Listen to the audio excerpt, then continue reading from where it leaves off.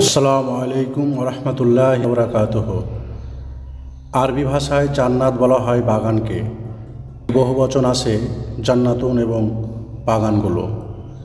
এই জান্নাতুর পরিসীমা কতটুকু, তার যথাযথ পরিসীমা সুনির্দিষ্ট করে বলা শুধু কষ্টকরই নয়, বরং অসম্ভবও বটে।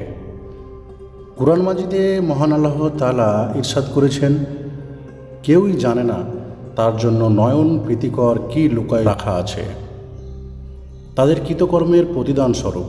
সূরা সাজদা। কোরআন হাদিস চর্চা ও গবেষণার পর যা কিছু বোঝা যায় তার সারমর্ম হলো এই যে, জান্নাত হলো প্রদত্ত এমন এক রাজ্য হবে যা আমাদের এই পৃথিবীর তুলনায় কোনো অতিরঞ্জন ব্যতীত বলা যেতে পারে যে আমাদের এই পৃথিবীর তুলনায় বহুগুণ বেশি প্রশস্ত হবে। জান্নাতের বিশাল আয়তনের কোনো ছোট একটি অংশই আমাদের পৃথিবীর সমান হবে।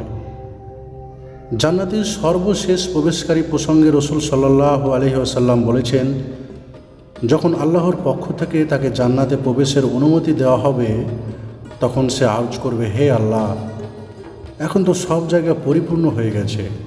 মহান আল্লাহ পাক বলবেন, যদি তোমাকে পৃথিবীর কোনো সর্ববৃহৎ বাদশার রাজত্বের সমান স্থান দেওয়া হয় তাতে কি তুমি খুশি হবে? তখন বান্দা বলবে, হ্যাঁ হ্যাঁ আল্লাহ, কেন হব না।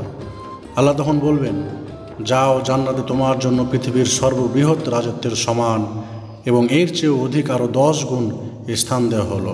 সুবহান আল্লাহ। মুসলিম শরীফের হাদিস।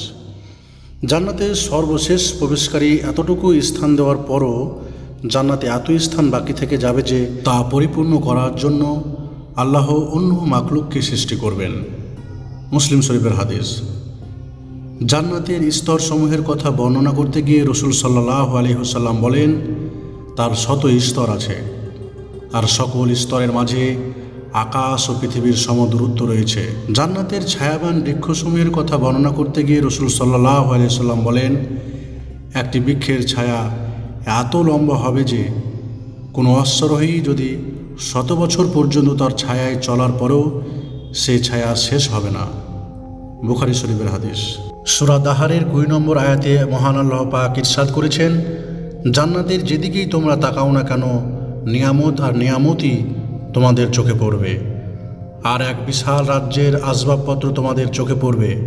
দুনিয়াতে কোনো ব্যক্তি যদি ফকিরও হোক না কেন, যখন সে তার সৎ আমল নিয়ে জান্নাতে প্রবেশ করবে তখন সে সেখানে এমন অবস্থায় থাকবে যেন সে বৃহৎ কোনো রাজ্যের বাদশা ছিল। উল্লেখিত আয়াত ও হাদিসের আলোকে এই অনুমান করা কষ্টকর নয় যে জান্নাতের সীমারেখা নির্ধারণ করা তো দূরের কথা, এমনকি ওই প্রসঙ্গে চিন্তা করাও মানুষের জন্য সম্ভব নয়। জান্নাতে মানুষ কী ধরনের জীবনযাপন করবে, জান্নাতীদের ব্যক্তিগত গুণাগুণ কী হবে, তাদের পারিবারিক জীবন কেমন হবে, তাদের খানাপিনা থাকা কেমন হবে, যদিও এই ব্যাপারে সুনির্দিষ্ট করে বলা সম্ভব নয়, এরপরও কোরআন ও হাদিস থেকে যা স্পষ্টভাবে প্রমাণিত তা সংক্ষেপে আপনাদের সঙ্গে তুলে ধরার চেষ্টা করব পরবর্তী পর্যায়ে। এখানেই শেষ করছি আজকের পর্বটি। আসসালামু আলাইকুম ওয়া রাহমাতুল্লাহি ওয়া বারাকাতুহু।